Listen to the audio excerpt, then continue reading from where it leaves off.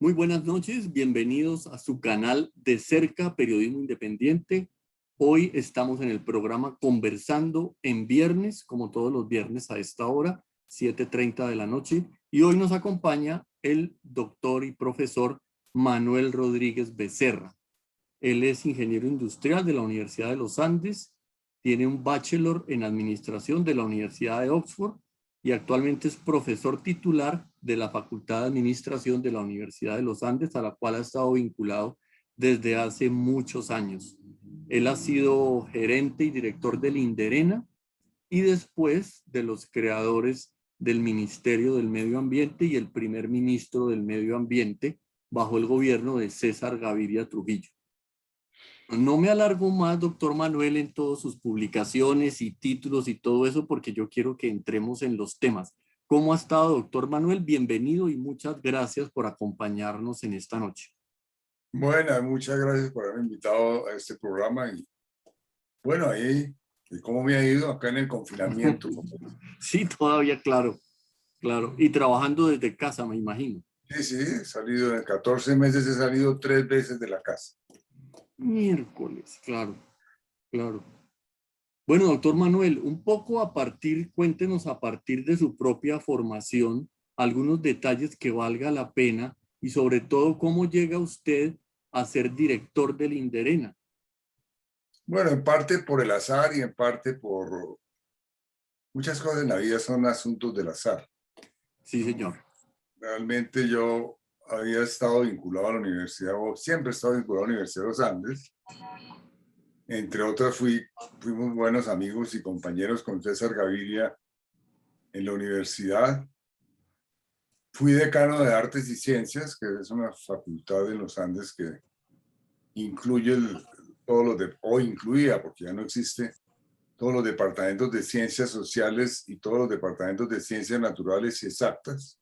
Y desde allí, en esa época, me interesé por el tema ecológico a un nivel intelectual. No era ambientalista, sino era puramente un interés intelectual, académico, y por eso desde la decanatura promoví la creación del área de ecología dentro del Departamento de Ciencias Biológicas. Perdón, estamos hablando de los años 70, ¿no es cierto? Años 70, sí, a finales de los 70. Ya. Y sí, del 76 al 80, más exactamente.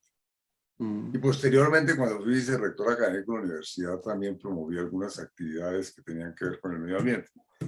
Pero no era un ambientalista.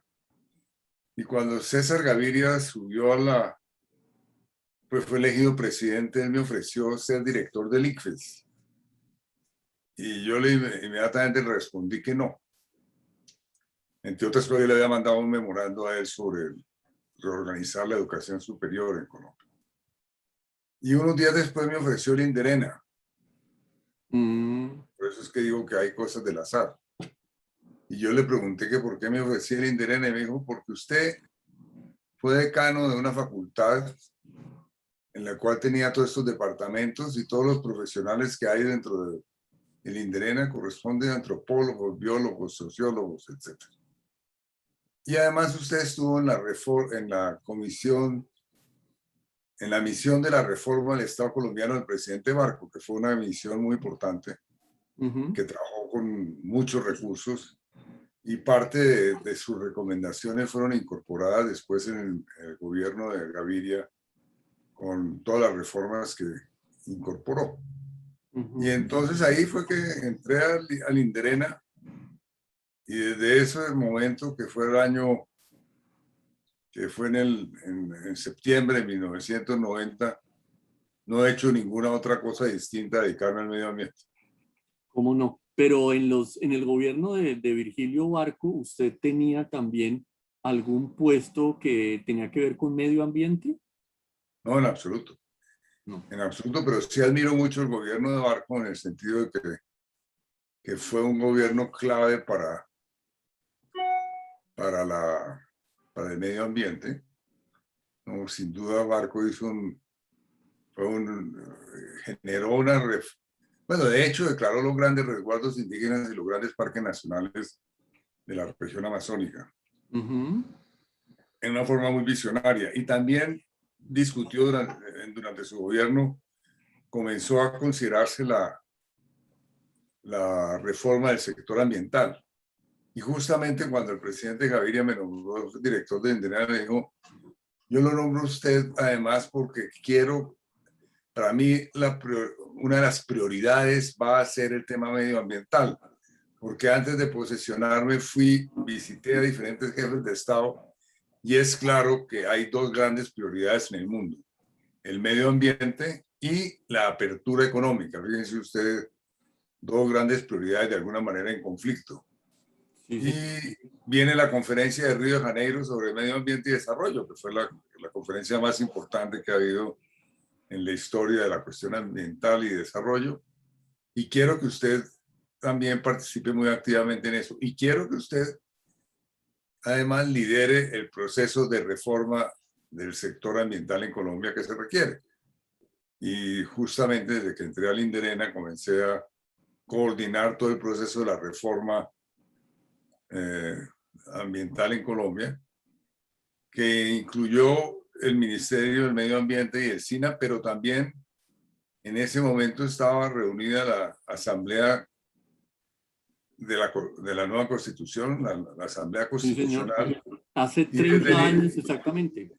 y desde el INDERENA me tocó hacer una especie de secretaría técnica del grupo de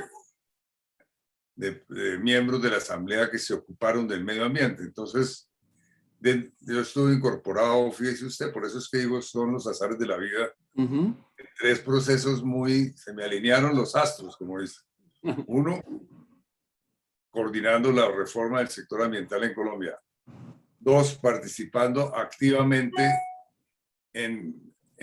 digamos, como asistencia técnica a la Asamblea Constitucional, desde donde se incorporaron más de 50 artículos sobre medio ambiente y desarrollo sostenible. Y tres, coordinando la creación del Ministerio del Medio Ambiente. Exactamente. ¿En Entonces, qué año? Perdón. como buen profesor, pues soy muy amigo, ya le había dicho que tenía antecedentes en el tema ecológico, pero no tenía antecedentes en la gestión ambiental, sí en la reforma del Estado. Entonces me metí a fondo a estudiar en ese momento toda la literatura que fue enorme, que salió en esa época como motivo de la conferencia de Río. Entonces me levantaba buena parte de los días a las 4:30 de la mañana a leer hasta las 7, 8 de la mañana todo ese material. Bueno, pero usted participó directamente en la preparación de la cumbre de Río. No, pero claro, en la cumbre de Río, Gaviria le dio una alta prioridad. Colombia participó muy activamente, tanto que está reconocida en la literatura que existe sobre la conferencia de Río, que Colombia fue uno de los países más activos durante la conferencia de los países latinoamericanos. Y claro, desde el INDERENA teníamos la Secretaría Técnica de todo el proceso de participación en la conferencia de Río. El presidente de la misión era un diplomático de una enorme experiencia que era Enrique Peñalosa Camargo. Y ahí entonces arranqué a participar muy activamente en eso. Y posteriormente, durante 15, 20 años, estuve participando muy activamente en las negociaciones globales sobre medio ambiente, entre otras, copresidí las negociaciones con miras a hacer un tratado multilateral sobre bosques. En Río se fracasó en hacer ese tratado multilateral. Se generó un mecanismo que yo fui vicepresidente, copresidente con un inglés entre el año 94 y 99, de un proceso de negociación en el cual no llegamos a un acuerdo sobre la convención y entonces se sacó un instrumento, digamos, jurídicamente no vinculante. Y posteriormente volví a estar vinculado a eso. Entonces, también participé durante muchos años muy activamente en las negociaciones globales referidas particularmente a los bosques, en los cuales podría decir yo que fui copresidente de un fracaso, y en el campo del cambio climático en particular.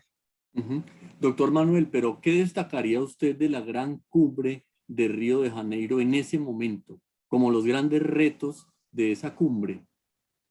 Bueno, digamos, ya desde los años, después de los años 70 comenzaron a hacerse tratados para la protección del medio ambiente, después de la gran conferencia de Estocolmo sobre medio ambiente humano, que fue la gran primera conferencia sobre el tema. Pero hay que decir que después de todos estos años hay cientos de tratados, literalmente cientos de tratados sobre medio ambiente y sobre desarrollo sostenible, y que obviamente estamos muy lejos del cumplimiento de esos tratados, tan lejos que el mundo está hoy en día en una crisis profunda ambiental, una profunda crisis ambiental. Y global, ¿no? Y global, que pone en riesgo la civilización contemporánea sin ninguna exageración, simplemente la pone en riesgo. Y entonces, claro, uno tiene que decir que seguramente a partir de esos tratados pues se tienen logros, no es que no se tengan logros, claro que se tienen muchos logros. Si no fuera por esos tratados, seguramente la situación sería peor, más caótica, pero evidentemente no ha sido suficiente, ¿no? Su cumplimiento no ha sido el mejor, y no ha sido el mejor porque finalmente el tema de la crisis ambiental no ha sido incorporado a fondo en lo político. Hablo en el tema del poder. Entonces hay mucho bla, bla, bla de los líderes políticos del mundo, etcétera, etcétera. Todos hablan del desarrollo sostenible, del medio ambiente, no sé qué, no sé cuándo, pero está lejos de que lo político, los arreglos de poder, incorporen el medio ambiente como un sujeto de la más alta prioridad. Bueno, ¿y qué opina usted de alguna de las preguntas que preparamos antes, de ese modelo económico en que nos embarcamos desde hace siglos, que está basado en los combustibles fósiles y que nadie, Bueno, yo creo, sí, hay yo creo que, intentos de cambiarlo, pero siga, Doc. bueno, dos cosas, digamos, si uno mira los problemas jerárquicos de la crisis ambiental, ¿cuáles son? La crisis de la biodiversidad, que se expresa en el hecho de que puede haber 1 millón de especies amenazadas y en el hecho de que estamos frente a la 6ª extinción de especies en el mundo, siendo esta ocasionada por la acción humana. Las otras fueron ocasionadas por diferentes fenómenos naturales. Esa es una de las crisis. La otra de las crisis es el cambio climático. Ambas están profundamente interrelacionadas, pero ambas tienen unos orígenes muy diferentes. Entonces, la crisis de la biodiversidad tiene una historia de 10.000 años, cuando surge la agricultura.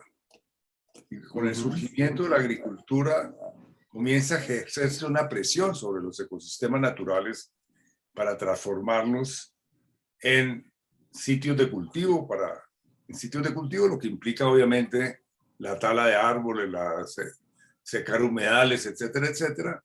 Y con eso pues viene el declive de la biodiversidad. Y también abrir tierras para la ganadería. Se domestica el ganado vacuno y otras especies para la carne, como pueden ser el ganado, todo lo que tiene que ver con pues con las ovejas, las cerdos, las diferentes especies, pero digamos el preponderante es el ganado vacuno. Y durante los años se van abriendo tierras para la agricultura y para la ganadería, al punto que hoy el 50% de la tierra habitable del mundo está dedicado a las actividades agropecuarias. Pero ojo, el 76% de esas tierras, de esas dedicadas a la actividad agropecuaria, están dedicadas a la ganadería. Y están dedicadas a la ganadería como sitios de pasturas para el ganado, pero también una parte para producir alimentos o digamos todo el pienso para los animales, como es la soya, el maíz, etcétera, etcétera.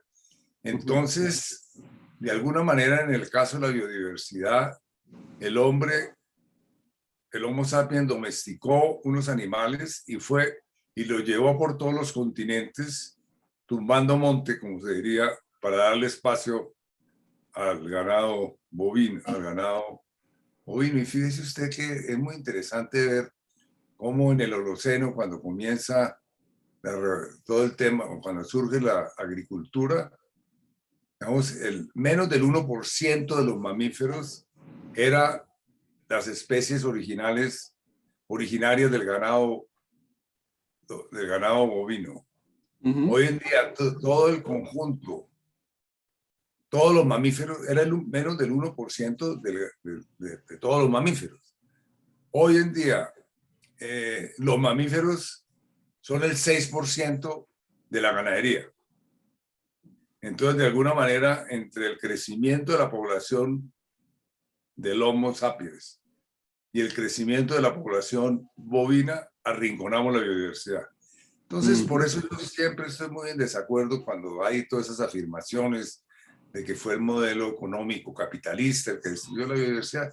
Seguramente la ha acelerado, pero es un fenómeno histórico que tiene 10.000 años, el del arrinconamiento de la biodiversidad. Cuando uno ve los mapas de los ecosistemas de Colombia, del doctor Éter, un gran investigador de la Universidad Javeriana, pues ve cómo cuando comenzó a generarse, cuando llegaron los conquistadores, comienza a hacerse una presión tremenda sobre los suelos, en particular para la ganadería, porque cuando llegaron los conquistadores había 6 millones de hectáreas dedicadas con unos sistemas agrícolas diferentes a la agricultura, a los cultivos.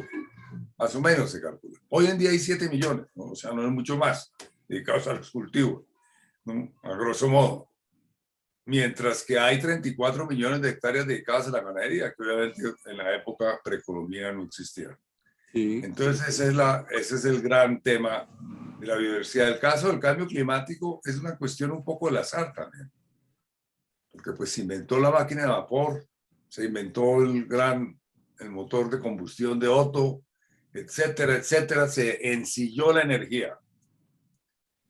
Y al ensillar la energía, pues ni Watt, ni Otto, ni esos grandes inventores de todos esos maravillosos inventos sobre los cuales, en cuyos hombros está montada la civilización contemporánea, en buena parte, es decir, los combustibles fósiles, nadie se imaginó entonces, hace 200 años, que se estaba poniendo una bomba de tiempo en la atmósfera.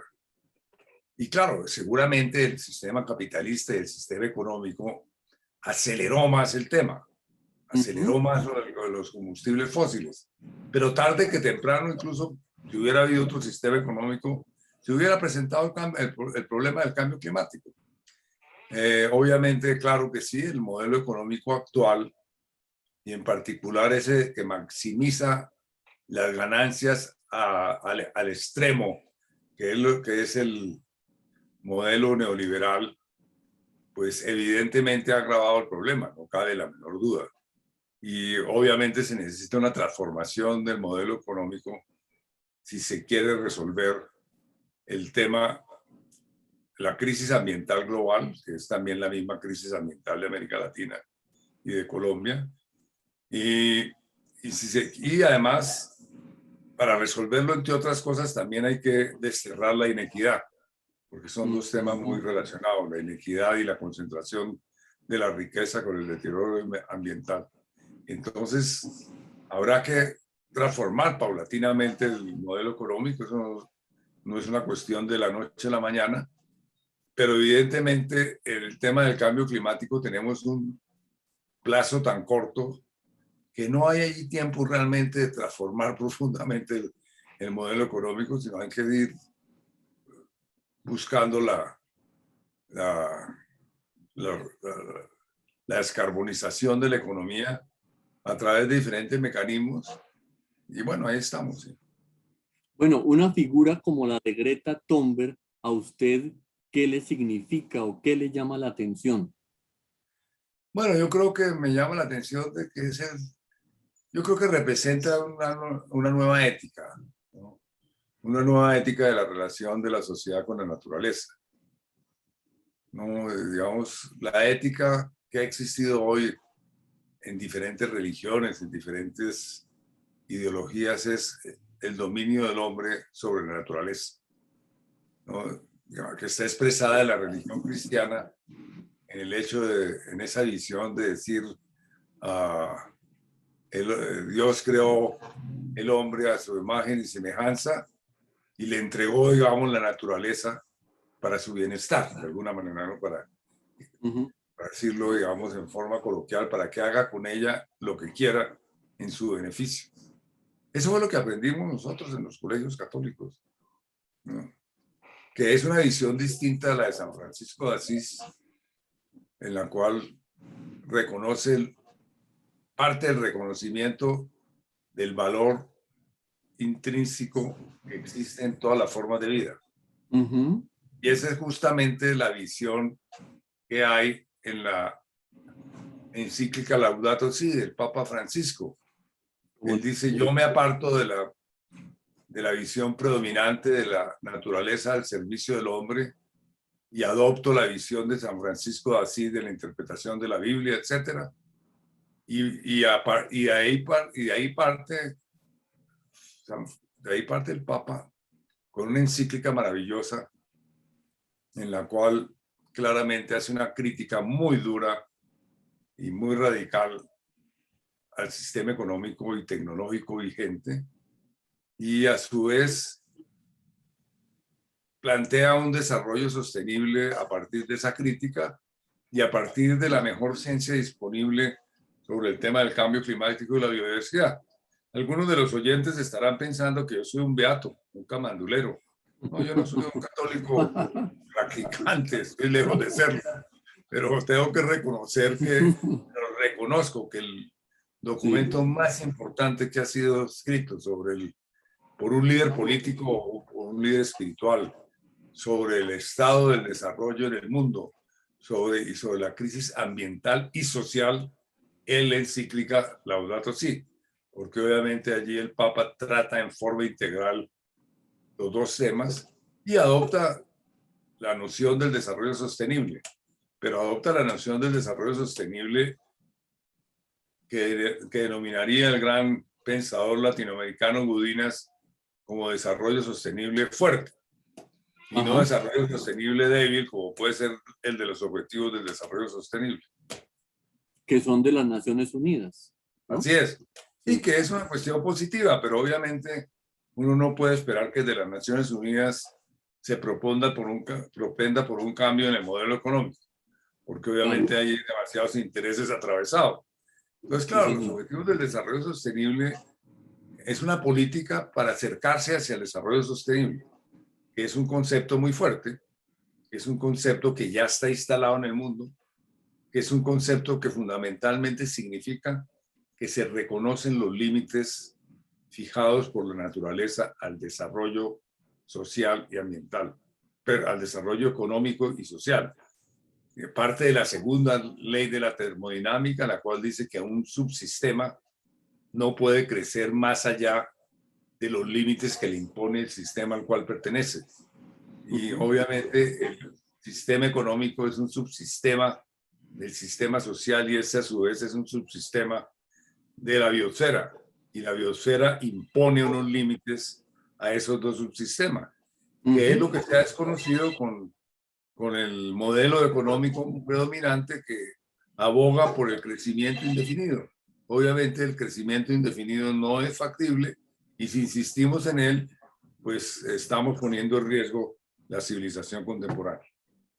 Bueno, doctor Manuel, en uno de los temas de las cátedras, usted contaba una experiencia que me pareció muy interesante sobre que se sentaron economistas y ambientalistas o con formación ecológica y ambiental para tratar de ponerse de acuerdo en unos conceptos mínimos, ¿sí?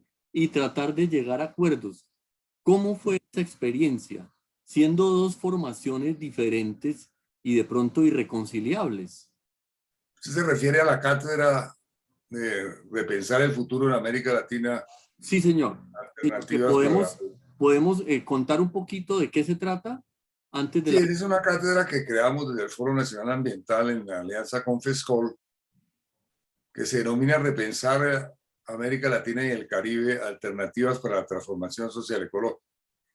Esa cátedra, de alguna manera, también surge de un tema, de dos temas en los que yo he estado involucrado, ¿no? Aparte, pues, y que tengo que reconocerlos así, es que en un cierto momento me invitaron a que perteneciera a un grupo que se denominó, un grupo de trabajo que se denomina la Grupo de Transformación Social Ecológica en América Latina, una invitación que me hizo la Fundación FES de México, y en la cual pertenecen 19 personas. Yo de las 19 personas hay 2 ambientalistas, uno de ellos yo. Los otros son expertos en economía, en comercio, en minería, en sociología, etcétera, etcétera. Hay líderes políticos. Es una mezcla bastante interesante. Durante 3 años trabajamos en un informe cuyo nombre que tiene como denominación "Esto no da para más, alternativas para la transformación social ecológica". Y además está respaldado por un conjunto amplio de documentos. Yo, entre otras cosas, escribí un documento que se denomina "Los límites impuestos por la naturaleza al desarrollo". Y además pertenecí en los 2 últimos años a otro grupo que instauró la secretaria ejecutiva de la CEPAL, Alicia Bárcenas, e invitó a 18 ambientalistas, en este caso todos ambientalistas, que ella denominó como los fundadores del pensamiento del desarrollo sostenible en América Latina y el Caribe. Un nombre bastante pedante, pero así se denominó. Y yo soy entonces uno de los fundadores, según Alicia Bárcenas. Bueno, y yo era uno de los más jóvenes, o sea que los otros sí eran fundadores. Entonces, ahí había personas tan extraordinarias como Osvaldo Zunker, uno de los pensadores cepalinos más importantes y uno de los precursores del desarrollo sostenible en América Latina. Ese sí, yo no diría que yo sea precursor, pero ahí me pusieron de colado. Y también estaba Julio Carrizosa, ¿no? Para decir otro. ¿No? O Pengue, de Argentina, en fin. Y produjimos un informe que se denomina La tragedia ambiental en América Latina. Entonces, a partir de esos 2 informes, dije, bueno, hay que crear una cátedra sobre el tema, ¿no? Para difundir todo ese pensamiento, ¿no? Y de hecho comencé a diseñar esa cátedra, fue para un curso que yo dicto en los Andes, que se llama Política Ambiental en América Latina y el Caribe. Cuando estaba diseñándolo, ya llevaba como 6 cátedras diseñadas. Dije, caramba, esto no puede ser simplemente para 30 alumnos. Claro. Esto es un material muy valioso.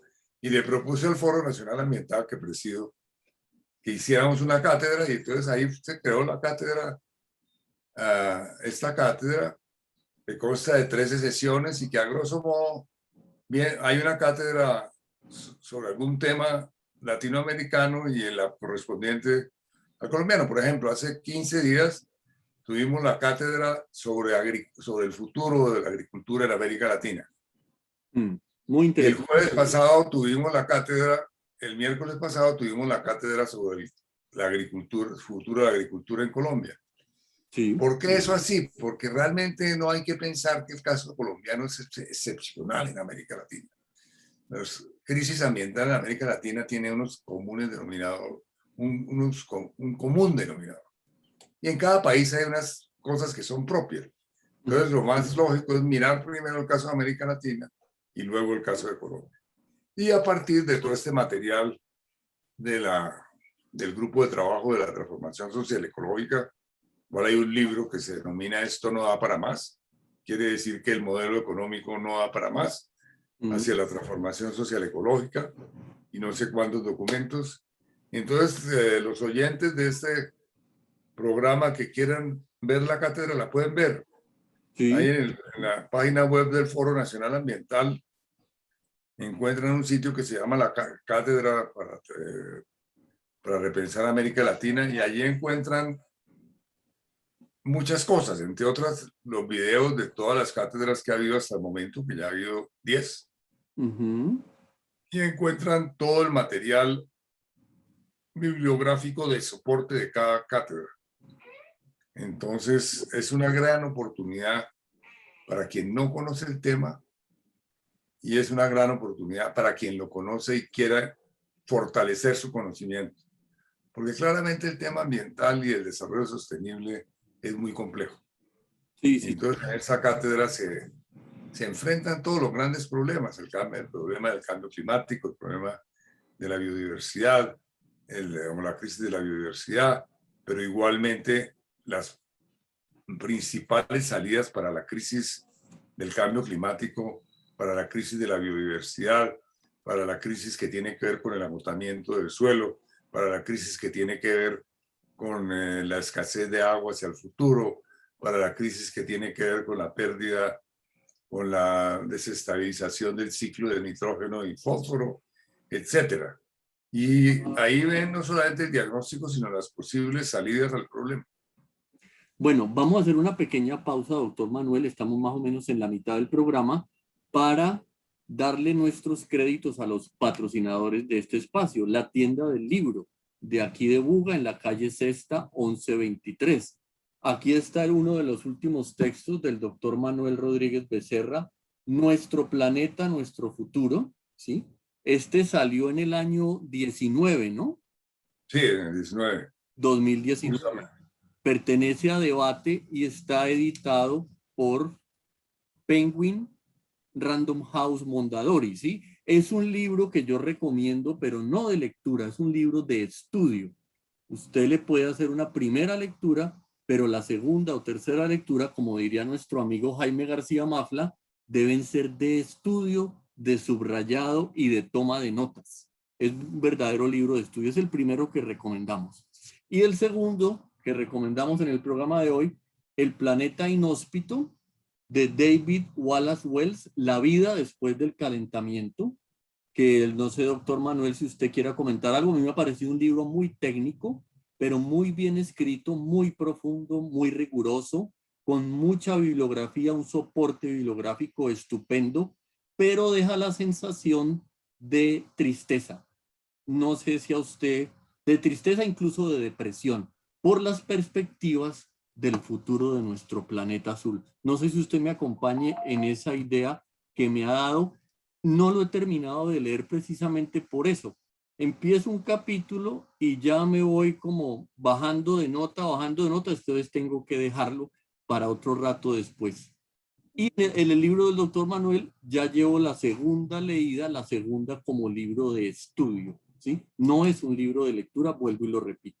Y usted los puede conseguir o encargar en la tienda del libro de aquí de Buga, calle Sexta 1123, al lado de la Casa de la Cultura. Bueno, no sé si quiera... Gracias por el comercial para el libro. No tenía no tenía esa expectativa, pero sí, yo escribí ese libro. Sí. Bueno, yo soy un universitario, ¿no? Sí, señor. Y lo que he tenido, la experiencia de tantos años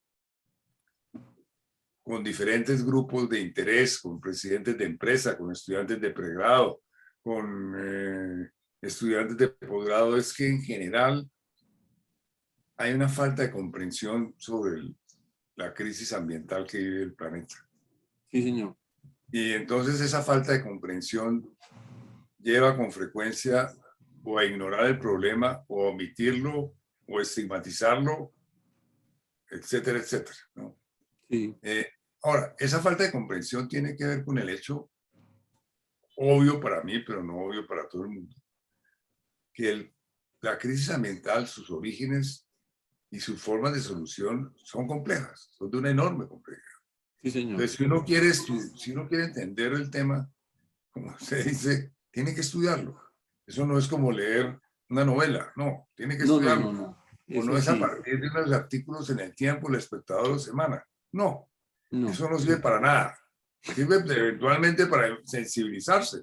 Sí, Es claro, hay un problema porque la gente vive muy ocupada, ¿no? Y entonces en toda esa ocupación, pues en sus profesiones y tal, pues muchas veces no dedican el tiempo a las cosas importantes. Entonces, claro, yo dije, bueno, voy a escribir un libro en el cual se le explica en forma sencilla. Y didáctica. Tiene un valor didáctico para mí muy grande. Se le explica a la gente en qué consiste.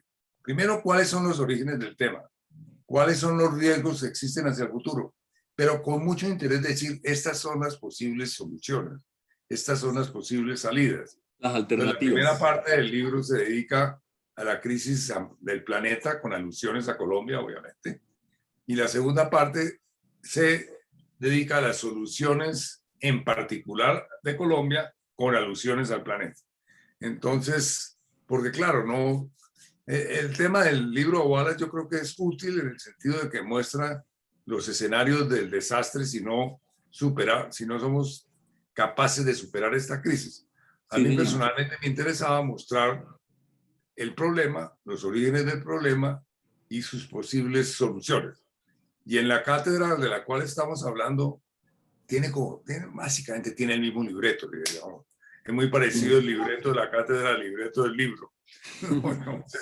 Entonces bien valdría la pena que la gente, sí, yo creo, digamos, esta cátedra, yo creo que ha sido realmente modesta. Pues yo soy el coordinador académico, pero realmente no existe algo en América Latina a ese nivel, porque hemos utilizado o en ella han participado los mejores expertos de América Latina sobre el tema. Entonces es difícil conseguir un material de esa naturaleza y además todos los materiales bibliográficos de soporte. Esto lo digo simplemente para decir que mi libro no es la única Biblia, hay otras Biblias. Bueno, pero ha sido un éxito en cuanto a asistencia. Creo que alguna vez se superaron los 9.000 televidentes en ese momento de la cátedra. Bueno, en la cátedra hay inscritos 9.500 personas. Sí. Vienen participando como del orden de 3.000 por cátedra. En las últimas dos ha bajado un poco, yo creo que como consecuencia de la crisis. Yo creo que la gente anda muy tensa con el paro y tal. Claro. Pero de todas maneras participaron alrededor de 2.000 en la transmisión y en la retransmisión, con lo cual ahí tenemos la contabilidad muy bien jalada porque podemos saber cuánto tiempo estuvo la gente en la cátedra, etcétera, etcétera. Y después se pone en YouTube y ahí entra mucha gente. En adición, estamos otras 2.000 personas por cátedra, 1.500 por cátedra. O sea que por cátedra estarían participando entre 3.000 y 4.500 personas, algo así. Ahora, la habilidad de YouTube es más difícil porque en YouTube sabemos muy bien que la gente picotea, entonces hay muchos picoteadores de YouTube, entran 2 segundos y se van. Y no, entonces, sí. En la transmisión directa y tenemos muy bien contabilizado. Sí.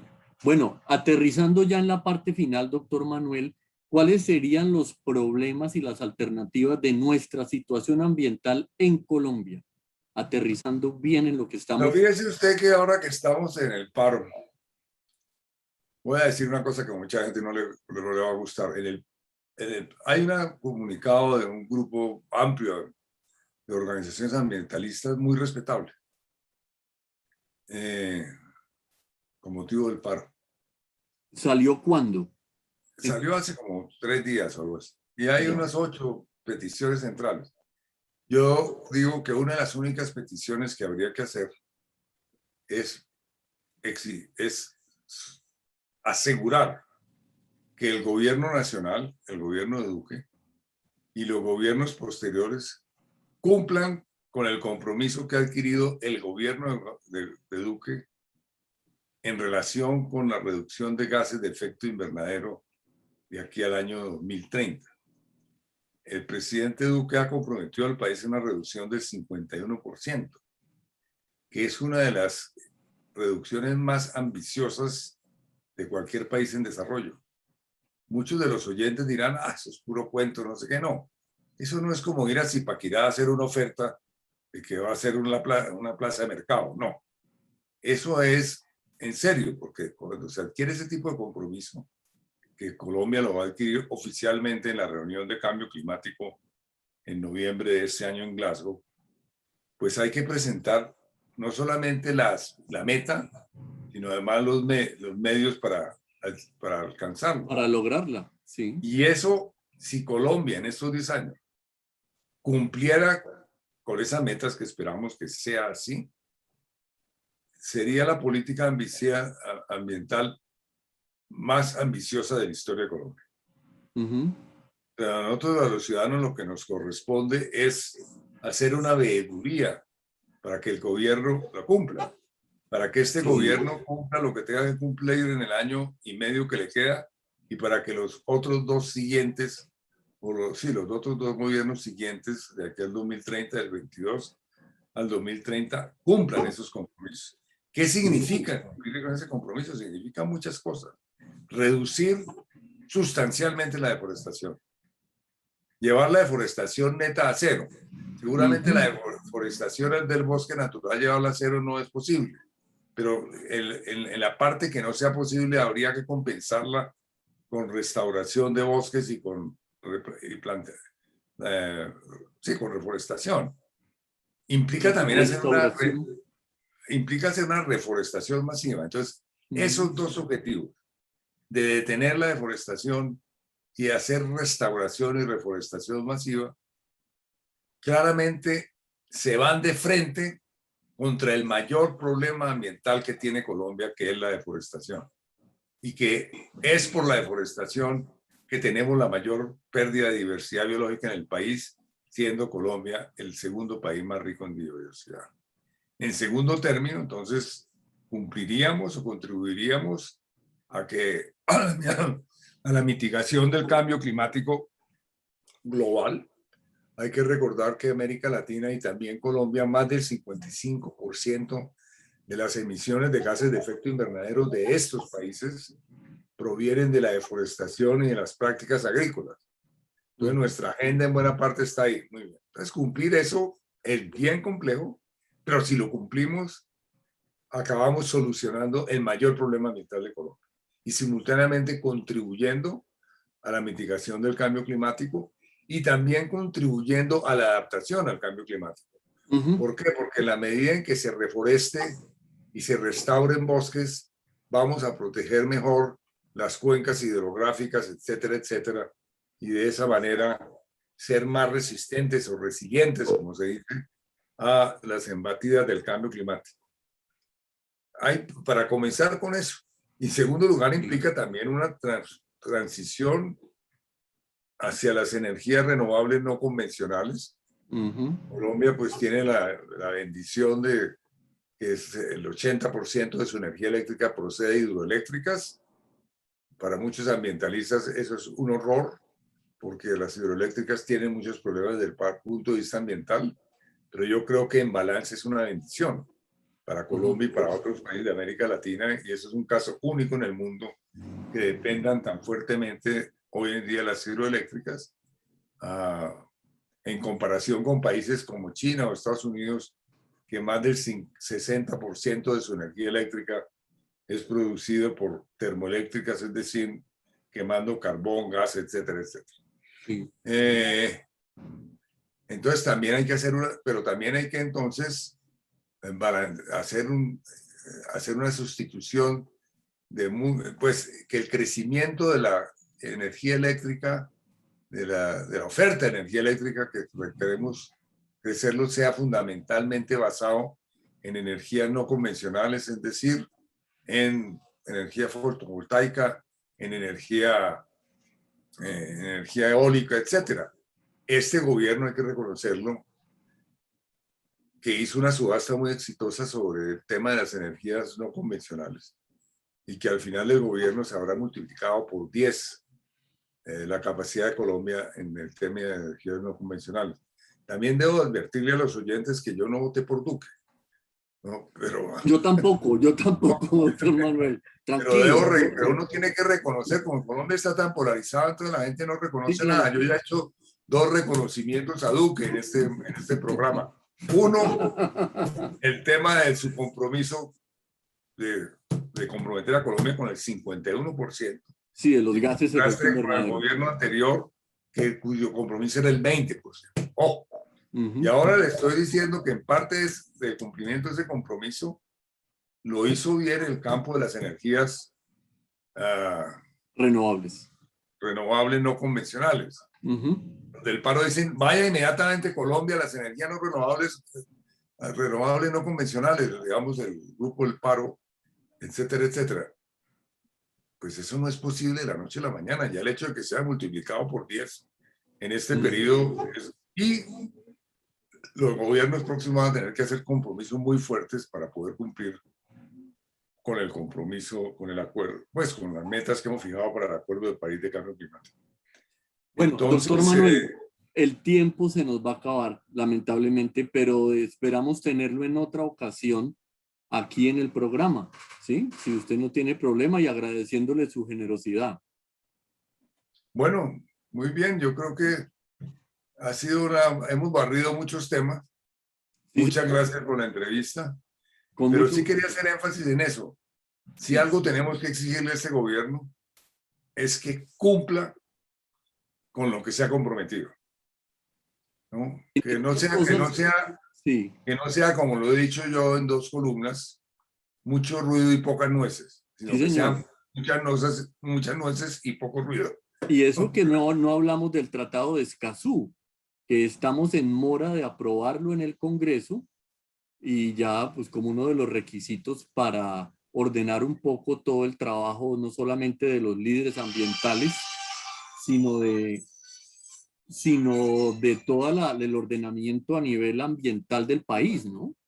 Pero en estos días, ahí terminamos, tuve una conversación con el ministro del Medio Ambiente y básicamente él señaló que él está comprometido con sacar adelante el Acuerdo de Escazú. Yo he sido muy crítico por ahora, que por ahora el gobierno no ha logrado aprobarlo, pero digo, yo estoy comprometido, esperemos que sea así. Y dijo que él estaba también comprometido con otro acuerdo de la conversación nacional, que es el de hacer una política nacional de bosques de aquí al 2030, con todo, que sea muy robusta. Obviamente se necesita, entre otras cosas, para cumplir la oferta de la disminución de gases de efecto invernadero, etcétera.